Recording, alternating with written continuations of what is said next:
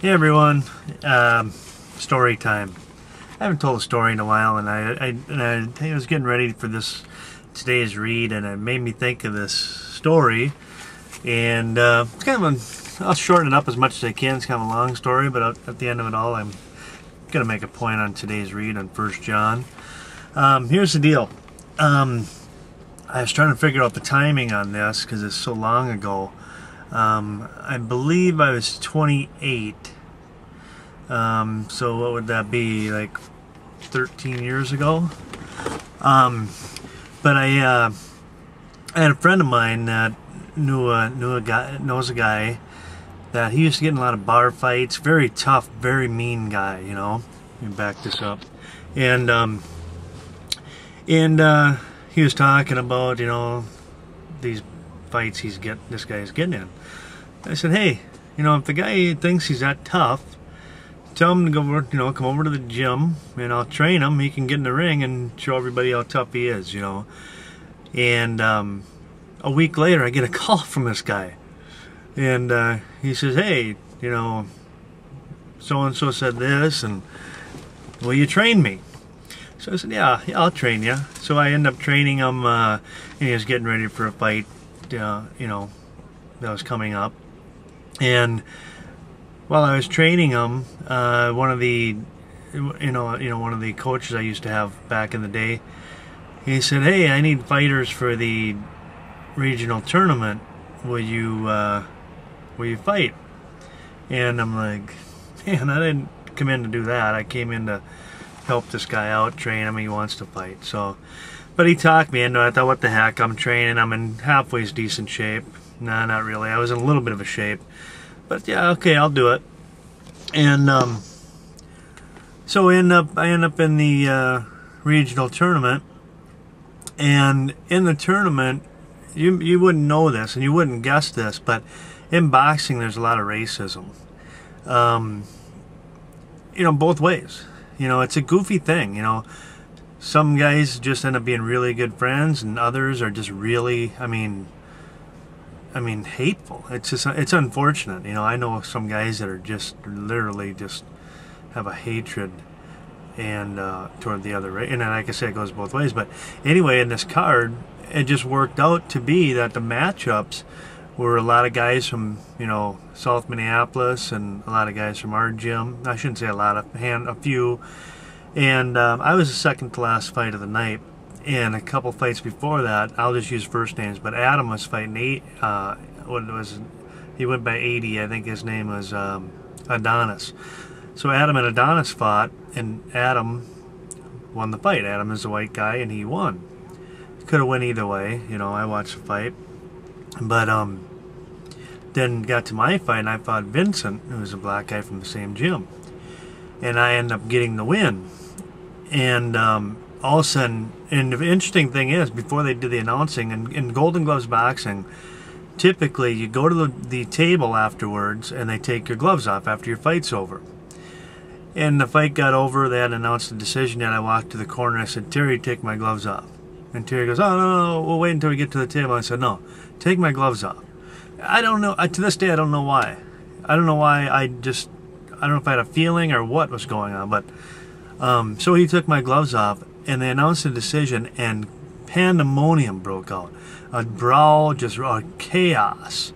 And the guy I was training, who this is what he was all about. He just loved the you know, street fighting, and of course he's right there in the middle of it. And there's like 5 guys hover around him, putting the boots to him, you know. And at this time, I'm out of the ring. Adam got blindsided. They broke his jaw in like 2 places. And this referee got hit. It was a referee or a judge, I can't remember which. Somebody got hit with a bell or something. It was just chaos. And all of a sudden, in the middle of all this chaos, I see my dad coming. You know, my wife's there, and my dad's coming across. I'm looking, I'm going, oh no, the old man's going to get beat up. And he came through and he grabbed me and let's get out of here, and I still got my shorts on and stuff, and we literally pulled out of the parking lot and cop cars were coming in. I mean, people went to jail. It was just pandemonium.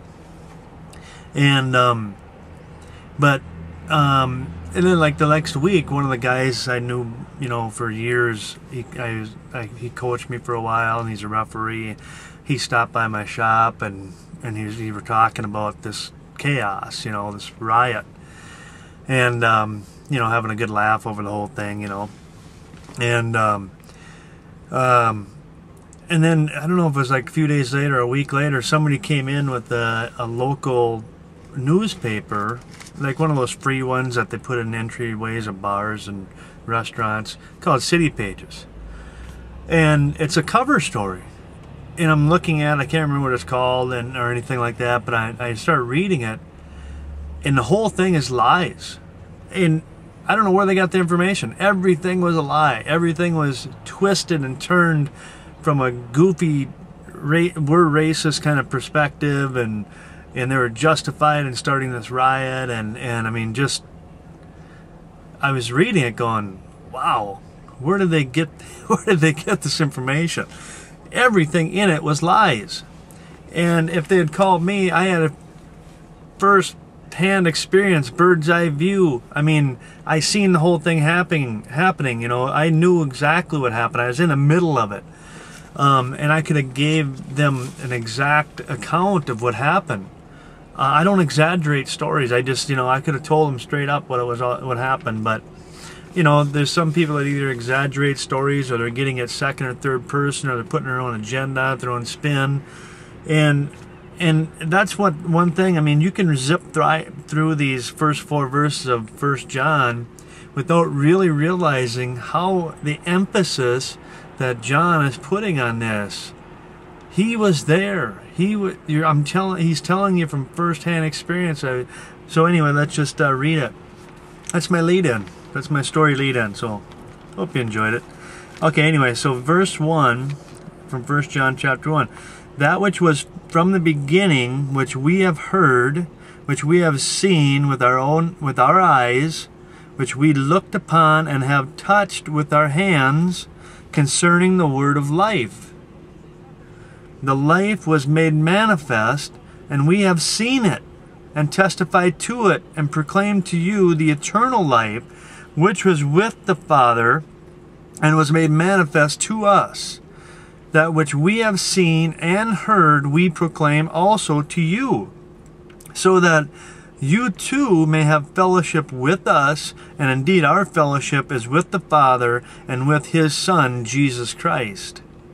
And we are writing these things so that our joy may be complete. John saying, I was there. I'm telling you from first-hand experience, He is the way to eternal life. I seen all this happen. I walked with Him. I talked with Him. I seen the crucifixion. I seen the beating. I seen the resurrection. I talked to the resurrected Christ. I know this to be true. And He's just pleading with people to listen. Okay, with that, go ahead and read the rest of 1 John. And read the warning and the insight that he has in regards to being saved. Okay, God bless you all. We'll see you.